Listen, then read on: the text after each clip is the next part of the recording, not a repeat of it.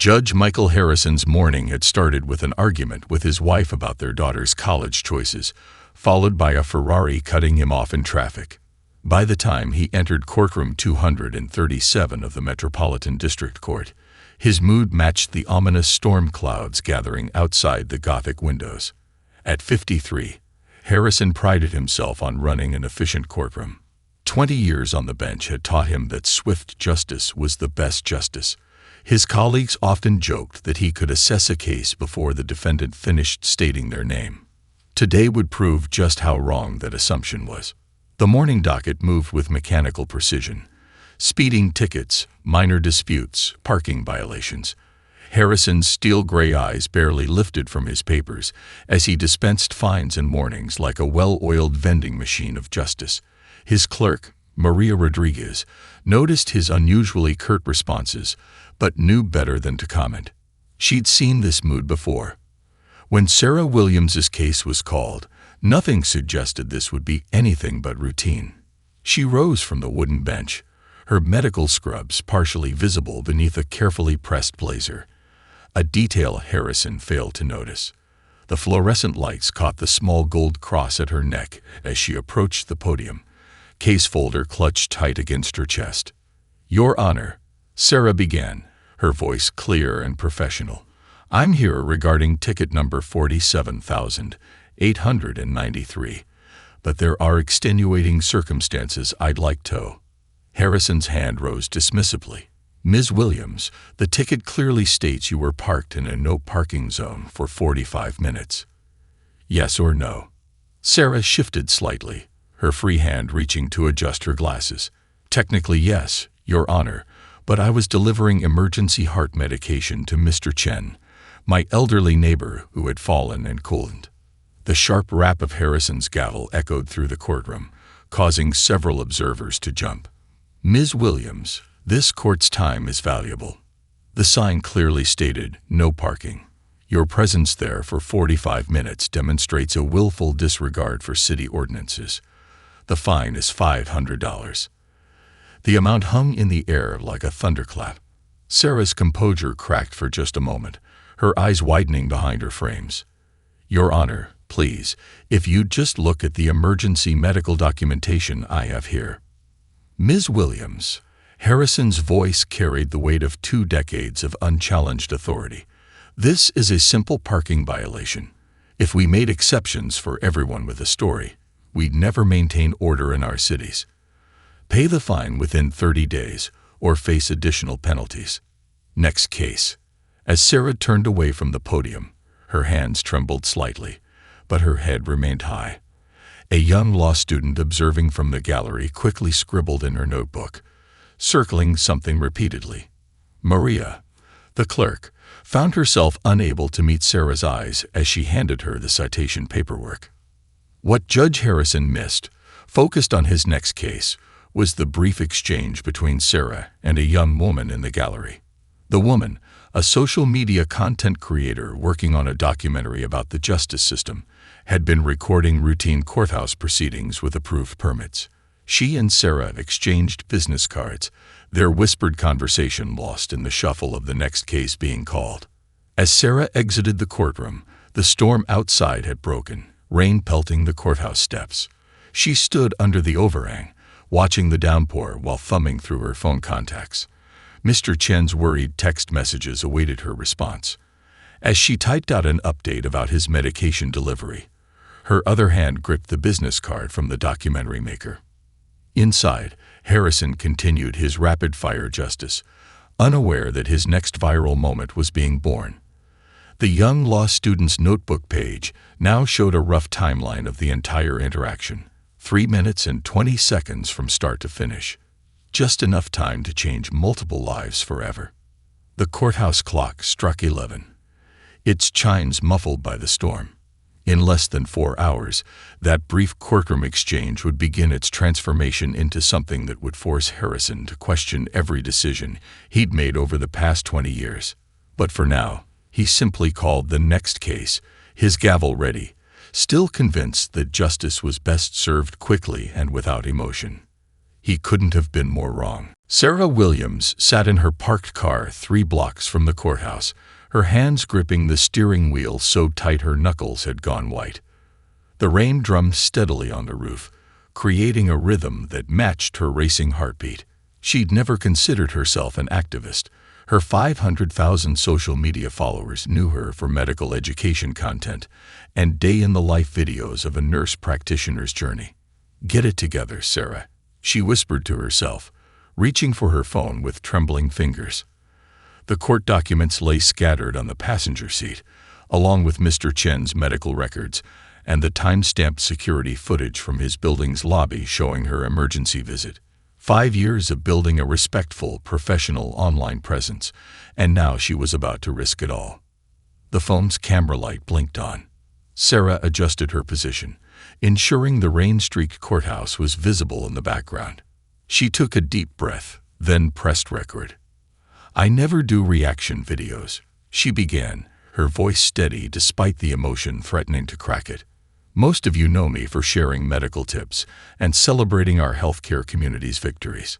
But today," she paused, collecting herself. "Today, something happened that I can't stay quiet about, because silence feels like compliance." With practiced precision from years of creating educational content, Sarah wove together the morning's events. She shared snippets of the approved courthouse footage provided by the documentary filmmaker, her narration providing context to each clip. The contrast between her calm professionalism and Judge Harrison's dismissive behavior was stark. "Here's the documentation," she continued, holding up Mr. Chen's medical records with certain details blurred for privacy. "My neighbor, a 78-year-old heart patient, fell this morning. His medication was of the pharmacy, but he couldn't get there. When someone in your community needs help, you help. That's not just nursing. That's being human." Sarah's voice grew stronger as she detailed the judge's refusal to examine the evidence. The video seamlessly transitioned between her car commentary and the courtroom footage, her storytelling skills making the 7-minute video feel like a gripping short film. "This isn't about $500, she explained, her eyes meeting the camera directly. "I can pay the fine. This is about the countless others who face this treatment without having a platform to speak up. This is about a system that values efficiency over humanity." Before ending the video, Sarah did something unexpected. She addressed Judge Harrison directly. "Your Honor, I respect the law and your position. But today, you didn't serve justice. You served convenience. And somewhere between your first gavel bang and your dismissal, you forgot that behind every case number is a human story." She ended the recording and sat back, exhausted. The rain had slowed to a drizzle. Her phone buzzed. A text from Mr. Chen checking if she was okay. Another buzz. The documentary filmmaker sending over additional footage she could use. A third buzz. Her sister, a civil rights attorney, offering to review the video before posting. After making a few careful edits to protect patient privacy and ensure compliance with courthouse recording rules, Sarah added a simple caption: "When justice is blind meets justice is rushed. A morning in courtroom 237. #JusticeReform. #HumanityFirst." Her finger hovered over the post button for a full minute. In her mind, she saw the faces of other defendants in the courtroom. The elderly woman clutching a handicap placard, the young man with faded clothes but pressed collar, all dismissed with the same brutal efficiency. She thought about her followers, many of whom were healthcare workers familiar with similar ethical dilemmas. "Sometimes doing the right thing isn't comfortable," she murmured, echoing words she often told her patients. With a deep breath, she pressed post. Within minutes, the notification sounds began. 10 shares became 100. Comments flooded in from healthcare workers sharing similar stories. The documentary filmmaker's social media team started amplifying the content across platforms. A local news reporter DM'd her requesting an interview. By the time Sarah finally started her car to head home, #JudgeTheJudge was already gaining traction. Her phone wouldn't stop buzzing, but she turned it face down. She had an afternoon shift at the clinic, and patients needed her. The digital storm she just unleashed would have to wait. Little did she know, one of those early viewers was Madison Harrison, the judge's teenage daughter. By sunset, Sarah's video had transcended the usual viral life cycle. What started as a ripple in the medical community exploded into a tsunami across multiple platforms. The carefully crafted 7-minute narrative didn't just capture attention. It commanded it, forcing viewers to confront an uncomfortable reality within their justice system. Celebrity activist Regina Chen, known for her legal reform advocacy, shared the video with a personal note. "I sat in similar courtrooms for years as a public defender. Different judges, same story. But this time, we have it on video. This isn't just about one fine. It's about the thousands of voices silenced by the gavel." #JudgeTheJudge. The courthouse footage proved particularly damning. Legal analysts dissected Judge Harrison's behavior frame by frame on national news networks. "Notice his body language," pointed out former Judge Marcus Green on CNN. "He's made his decision before Ms. Williams even finishes her opening statement." This is what systemic bias looks like in action, not necessarily conscious racism, but a deeply ingrained pattern of dismissing certain voices. Twitter erupted with similar stories. A paralegal started a thread documenting cases from Harrison's courtroom over the past 5 years, revealing a disturbing pattern. Defendants of color received fines averaging 35% higher than their white counterparts for identical violations. The data visualization went viral, catching the attention of civil rights organizations. Local news station WKPX dispatched reporter Jessica Martinez to dig deeper. She uncovered more than just statistics. Judge Harrison's courtroom has one of the highest fine rates in the district, she reported, standing outside the courthouse. But what's more telling are the stories we're hearing. We've interviewed over 30 previous defendants from his court today alone. The station aired clips of these interviews. A black high school teacher fined $400 for an expired meter while rushing to help a student in crisis. A Hispanic mother penalized $600 for parking in a loading zone while getting her disabled son to physical therapy. Each story echoed Sarah's experience.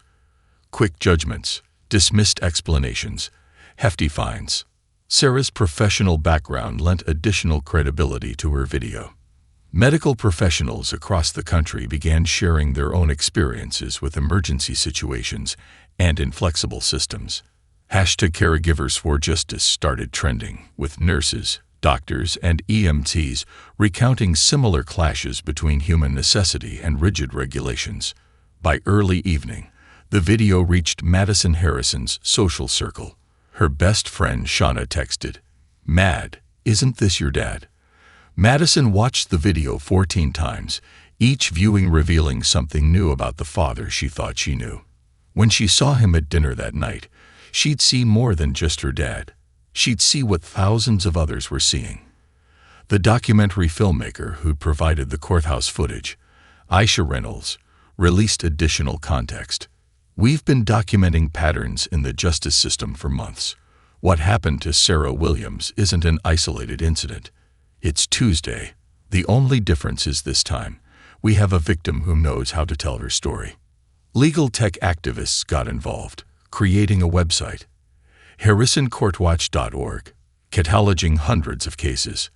Professional analysts volunteered to review the data, and a clear pattern emerged: 3-minute averages for cases involving minorities versus 12 minutes for white defendants. Sarah's clinic shift ended at 8 p.m. She returned to her car to find over 2,000 missed calls, 15,000 new followers, and interview requests from every major network. But what caught her attention was a single email from a law professor at Harvard. "Ms. Williams, your video is now part of our curriculum on bias in the justice system. Some lessons can't be taught from textbooks." The ACLU announced they were launching an investigation into systemic bias in the district courts. Civil rights leaders called for Judge Harrison's records to be reviewed, but perhaps most significantly, other judges began speaking out. Judge Diana Chen from Seattle posted, "What haunts me is how familiar this looks. How many times have I been Judge Harrison?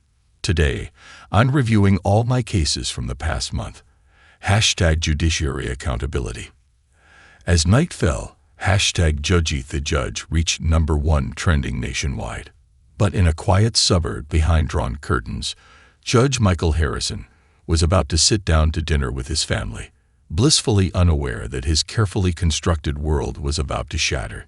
The digital wildfire was about to become devastatingly personal. Judge Michael Harrison's fork clinked against his plate as he pushed around his wife, Linda's signature lasagna, a family favorite he'd usually devour. The evening ritual of family dinner felt oddly strained, with his daughter Madison's chair conspicuously empty despite being home. "Madison," Linda called up the stairs for the third time. "Your dinner's getting cold." The sound of teenage footsteps thundered down the stairs, but when Madison appeared in the dining room doorway, she wasn't alone. She clutched her laptop, her face streaked with tears, and behind her stood her best friend Shauna Thompson, the daughter of Dr. Thompson, one of the city's most respected pediatric surgeons. "Dad," Madison's voice trembled. "We need to talk about what happened in your courtroom today." Harrison set down his fork, his judicial mask slipping into place. "Madison, you know I don't discuss court matters at home. And Shauna, I didn't know you were joining us for dinner." "I wasn't planning to." Shauna spoke softly, her hand on Madison's shoulder. "But when Mad called me crying about the video, I came over. That could have been my mom in your courtroom, Judge Harrison." Linda looked between her husband and the girls, confusion evident. "What video? Michael, what are they talking about?" Madison placed the laptop on the dining table, pushing aside the breadbasket. The familiar sound of Sarah Williams's calm voice filled the room. "I never do reaction videos." Harrison felt his world tilt as he watched himself on screen, saw his dismissive wave, heard his cutting tone. The camera angles from the documentary crew captured everything. His impatient scowl, the way he barely looked at Sarah's documentation, the visible flinch from his own clerk when he slammed the gavel. 7 minutes, Madison's voice cracked. "That's how long Mom spent arguing with the school when they tried to suspend me for defending Shauna against those racist bullies last year. You supported me then, said everyone deserves to be heard. But you gave this woman 3 minutes before fining her for helping someone." Linda touched her husband's arm. "Michael?" His phone buzzed again. It hadn't stopped for the past hour, though he'd been ignoring it. Now he glanced down. 47 missed calls, hundreds of messages, most from fellow judges and legal colleagues. The local news was requesting a statement. The district attorney had texted, "We need to talk. Now." "She was wearing scrubs, Dad," Madison continued, her voice stronger now. "Under her blazer. Did you even notice? Did you see the medical records she tried to show you? The same way you saw me, really saw me, when I needed you to understand about the school incident." Shauna stepped forward. "My mom got a similar ticket last year, Judge Harrison. Different judge. She was rushing antibiotics to a patient. Judge Roberts listened to her explanation for 15 minutes and dismissed the case. 15 minutes versus 3 minutes. Why?" The lasagna grew cold as Harrison watched the video again, saw the statistics being shared, read the comments flooding social media. His wife's hand trembled as she scrolled through her own phone, seeing their family name becoming synonymous with judicial bias. "I followed protocol," he started weakly, but Madison cut him off. "Protocol." She pulled up another video, a compilation of his courtroom moments from the documentary footage. "Is protocol why you spent 20 minutes listening to Mr. Peterson's explanation about his parking violation last week? The same Mr. Peterson from your golf club?" The room fell silent except for the continuing buzz of Harrison's phone. Outside, a news van pulled up to their house. Linda quickly moved to close the curtains. "I need some air." Harrison stood abruptly, his chair scraping against the hardwood floor. But Madison moved to block his path. "No, Dad. Running away is what you did today when Mrs. Williams tried to explain. Starting now, we're going to sit here and watch every second of footage. Because Shauna's right. It could have been her mom. It could have been anyone's mom who was just trying to help someone. As Harrison sank back into his chair, he realized this wasn't just about a viral video anymore. This was about his daughter seeing him, really seeing him, for the first time, and what she saw was breaking her heart. The doorbell rang. Outside, camera lights illuminated their front yard like an interrogation room. The judge was about to be judged. At 5:30 a.m., Judge Michael Harrison sat alone in his chambers, having arrived well before his usual time to avoid the protesters already gathering outside the courthouse. His reflection in the window looked haggard. He hadn't slept since the disastrous family dinner 12 hours ago. On his desk, a photograph caught his eye. Himself at 28, fresh-faced and idealistic, being sworn in as a public defender. His mentor, Judge Gloria Washington, stood beside him, beaming with pride. Gloria, now retired, had been one of the first black female judges in the state. He could almost hear her voice. Justice isn't about speed, Michael. It's about seeing people. His computer hummed as he logged into the court's database. With trembling fingers, he began pulling records of his cases from the past year. The numbers stared back at him, impossible to ignore. Average hearing times for white defendants, 12.4 minutes. For minorities, 3.7 minutes. Average fines showed an even starker disparity. "Dear God," he whispered, running his hands through his silver hair. A knock interrupted his thoughts. Maria Rodriguez, his clerk of 15 years, entered with coffee. Their morning ritual. But today was different.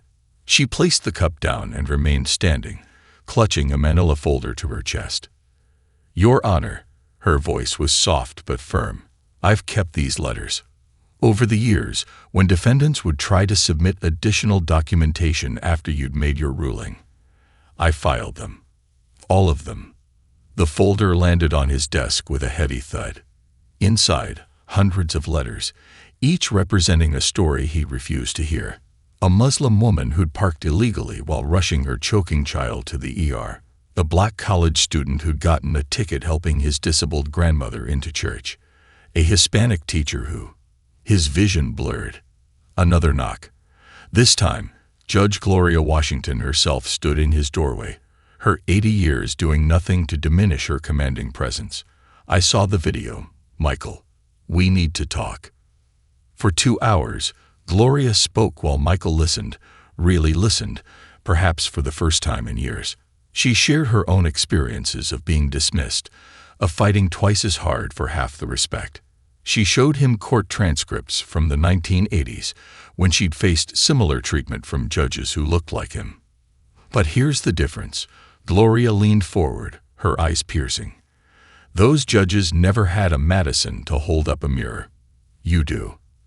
The question is, what are you going to do with that reflection? His phone buzzed. Another text from Madison. Shauna's mom just got interviewed by CNN about her similar experience in traffic court last year. "Dad, please do something. Make this right." Maria returned with more files, security footage from his courtroom over the past month. "Watch these," she said quietly. "All of them. See what we've been seeing." Hour after hour, Harrison watched himself on screen. The pattern was undeniable. His different tones of voice, his varying levels of patience, his unconscious body language, all shifting based on who stood before him. By afternoon, his chambers had become a confessional of sorts. Colleagues stopped by, some offering support, others sharing their own realizations about bias. Young clerks tentatively shared stories of witnessing similar incidents. Each conversation felt like another crack in the mirror he'd been looking through all these years. At 4:00 p.m., his computer pinged. An email from Sarah Williams had arrived, responding to his office's request for a meeting. Her words were measured, professional. "Your Honor, I appreciate your willingness to discuss this matter. However, any meeting should focus not on my single case, but on the systemic issues it represents."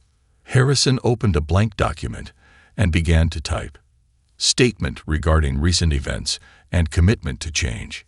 He deleted it, started again. A judge's apology. Deleted. Finally, what I failed to see. An acknowledgement and a promise. The words came slowly at first, then in a rush. 20 years of accumulated bias, privilege, and power began to unravel on the page. Outside his window, the protest crowds had grown. Among them, he spotted Madison and Shauna, holding signs that read "Justice demands time" and "See us, hear us." His finger hovered over the print button. This statement would end his reputation as an efficient judge. But maybe, just maybe, it would begin his journey to becoming a just one. The courthouse press room had never been this full. Camera crews jostled for position. Journalists checked their recorders, and social media live streamers adjusted their equipment. The podium stood empty, a single microphone catching the morning light streaming through tall windows. At 9:00 a.m. sharp, Judge Michael Harrison entered, but not through the side door typically used by officials. He walked through the main entrance, the same door defendants used in his courtroom. He carried no prepared statement, no index cards, no protective shield of formal legal language. Linda and Madison sat in the front row, hands clasped. Behind them, Maria Rodriguez, his clerk, sat beside Judge Gloria Washington. Scattered throughout the room were faces he recognized from his case files, people whose stories he had dismissed over the years. Sarah Williams wasn't present, having declined the invitation, but her viral video played silently on several journalists' laptops. Harrison approached the podium, adjusted the microphone, and then did something unprecedented. He stepped away from it. "I won't hide behind this podium." His voice carried clear and strong. "Just as I can no longer hide behind my robe or my gavel." He moved to the center of the room, facing not just the cameras, but the people. "Yesterday morning, I fined a woman $500 for helping save a life. I did this in under 3 minutes. I did this without looking at her documentation. I did this without seeing her." His voice cracked slightly. "But that's not the worst part. The worst part is, it wasn't the first time." He pulled out a worn leather-bound notebook. "This morning, I reviewed every case I presided over in the past year. The statistics are damning. But statistics are just numbers. Behind each number is a person I failed to see, a story I refused to hear." The room remained silent as Harrison began reading names and case numbers, followed by his new rulings. Case 47,893. Sarah Williams, fine rescinded. Case 45,762. Marcus Johnson, fine rescinded. Case 46,891. Maria Gonzalez. The list went on for 10 minutes. With each name, someone in the audience quietly wiped away tears or nodded in recognition. "But rescinding fines isn't enough," Harrison continued. "Money can be returned. Time. The time I stole from these people by not listening, that can never be given back. So here's what will change, starting today." He outlined a comprehensive reform plan: mandatory minimum hearing times, regular bias training for all court staff, a civilian oversight committee, and a new story before sentence policy requiring judges to hear complete testimonies before making rulings. Then came the moment that would make national headlines. Harrison turned to address his daughter directly. "Madison." His voice wavered. "Last night you asked me if I ever really see people. The truth is, somewhere between that photo of me as a public defender and today, I stopped looking. I became so focused on efficiency that I forgot about humanity. When you defended Shauna against those bullies, you saw injustice and stood up against it. Today, I'm finally following your example." Tears flowed freely now, not just from Harrison, but from many in the room. He turned back to the cameras. "To every person who stood before me and wasn't seen, I apologize. To every story I dismissed, I apologize. To every life impacted by my bias, I apologize. But apologies without action are just words, and we've had enough words." He reached into his jacket and pulled out an envelope. This is my request for a 30-day leave of absence. During this time, I'll be working with civil rights organizations, attending bias training, and most importantly, listening to the stories I should have heard before. The press conference exploded with questions, but Harrison raised his hand for silence one final time. Judge Gloria Washington once told me that justice isn't about speed. It's about seeing people. Today, I finally understand what she meant. My name is Michael Harrison, and I am not just a judge. I am a student of justice, starting my education all over again. As he stepped away from the cameras, Madison rushed forward to embrace him. The photograph of that moment, a father and daughter bridging the gap between authority and accountability, would become a symbol of what real change looks like. Outside, the morning sun had broken through the clouds, casting long shadows across the courthouse steps. For the first time in 20 years, Judge Harrison noticed them, really noticed them, and understood that sometimes the darkest shadows come from standing in your own light. The community center on Oak Street had seen its share of historic moments, but none quite like this. 1 week after the press conference, Sarah Williams sat in a worn leather armchair, her calm exterior masking the complexity of emotions beneath. Across from her, Judge Michael Harrison occupied an identical chair. No elevated bench, no gavel, no robe. Just two people, eye to eye. Between them sat Reverend Marcus James, a respected community mediator who'd helped arrange this meeting. The room's only other occupants were Dr. Thompson, Shauna's mother, representing the medical community, and a court stenographer Sarah had requested. The conversation would be recorded, transcribed, and made public, transparency being non-negotiable.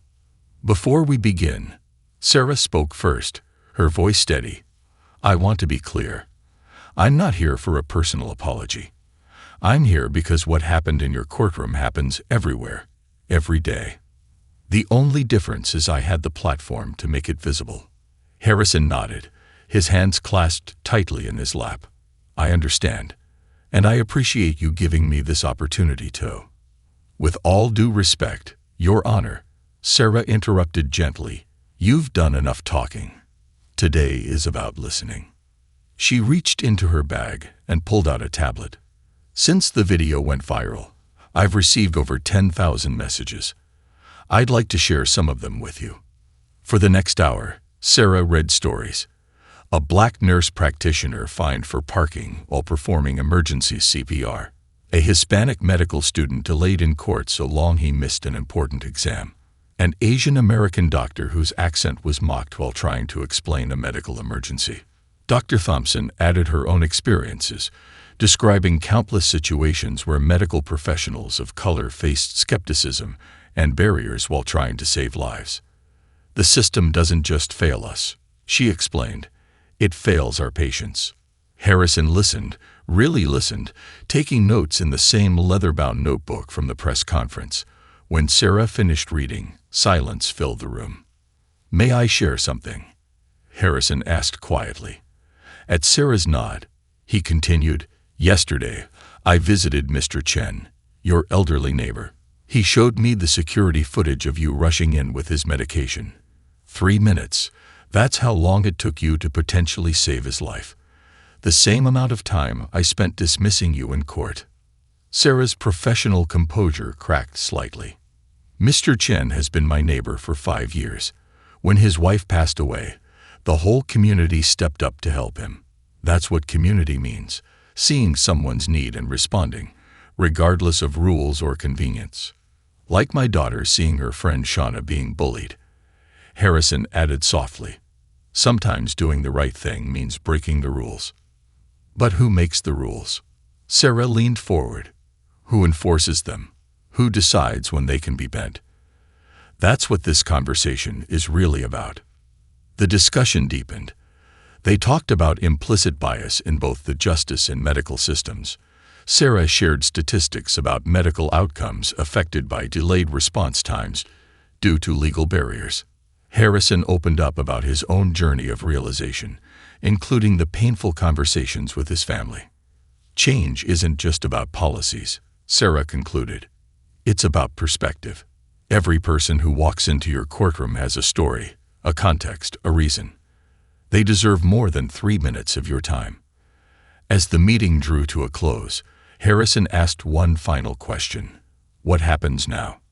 Sarah stood, gathering her belongings. Now, Your Honor, you take everything you've heard today and use it.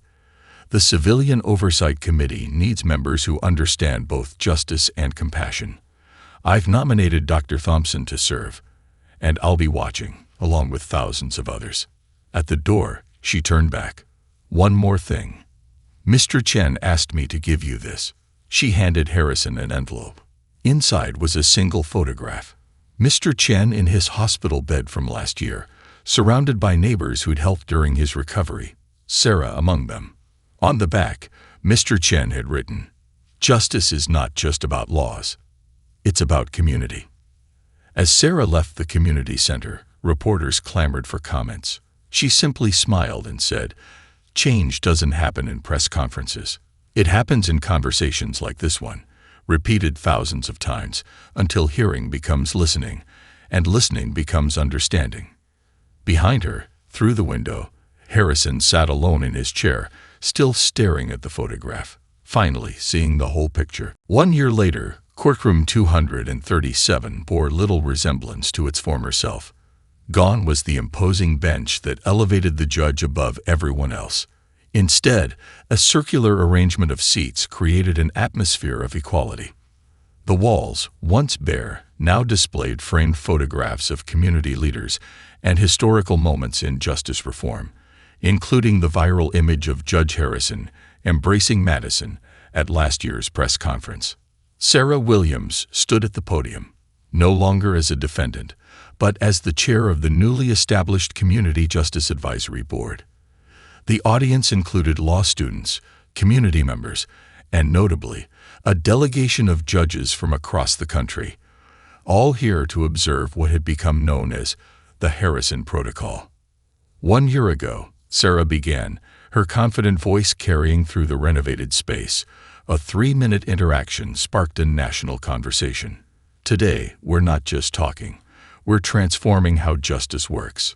Judge Harrison, seated at the same level as everyone else, nodded respectfully. His appearance had changed subtly but significantly. The stern facade replaced by an attentive, engaged presence. The past year had weathered him, but in the way that storms weather trees, making them stronger, more deeply rooted. The changes were more than cosmetic. A digital display showed the day's statistics. Average hearing time, 15 minutes. Cases reviewed by Community Board, 100%. Civilian oversight participation, 93%.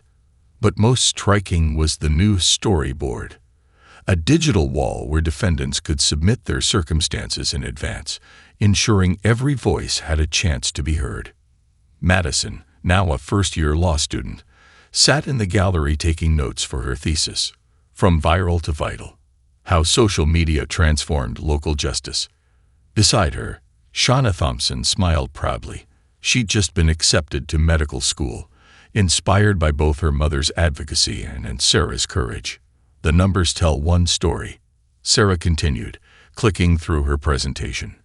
Bias complaints down 89%, appeals reduced by 76%. But the real story is in the lives touched. She played a short video compilation. Mr. Chen, now serving on the Elderly Advisory Committee, helping draft guidelines for medical emergency considerations. Dr. Thompson leading sensitivity training for court officers.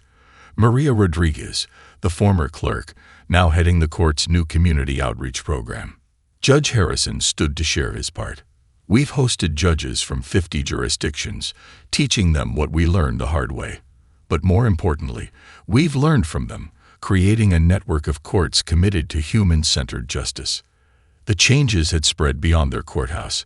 #JudgeTheJudge had evolved into #JusticeForAll, a nationwide movement promoting judicial reform. Law schools were using Sarah's video and the subsequent changes as a case study in bias awareness. The state Supreme Court had adopted many of their innovations as standard practice. But perhaps the most powerful moment came when Harrison introduced the day's special announcement. "Today, we're launching the Williams Harrison Fellowship," he declared, his voice thick with emotion. "Every year, 10 law students from underrepresented communities will receive full scholarships, mentorship, and guaranteed internships. Because changing the system means changing who gets to participate in it." Sarah stood beside him as they unveiled the fellowship logo, a simple design showing 2 chairs facing each other, representing the power of dialogue and understanding. The ceremony concluded with an unexpected gesture. Harrison removed his judge's robe, revealing business attire underneath. "This robe," he explained, "has traditionally represented the separation between judge and community. Today, it represents something new." He handed the robe to Madison, who had just been accepted into the fellowship's first class. "The next generation of legal professionals won't hide behind authority. They'll lead with empathy." As the audience applauded, Sarah checked her phone one last time. Her original video had just passed 50 million views. But more importantly, the hashtag story before sentence was trending nationwide, with courts across the country adopting similar reforms. Outside the courthouse, new signs stood alongside the old ones. "Justice takes time, and every story matters." The parking spot where Sarah had once been ticketed now bore a plaque, "Reserved for medical emergency response." As the sun set on another day in courtroom 237, Sarah and Harrison shared a knowing look. Sometimes the biggest changes start with the smallest moments: a parking ticket, a viral video, a daughter's tears, a community's voice. And in that renovated courtroom, justice wasn't just blind anymore. It was listening.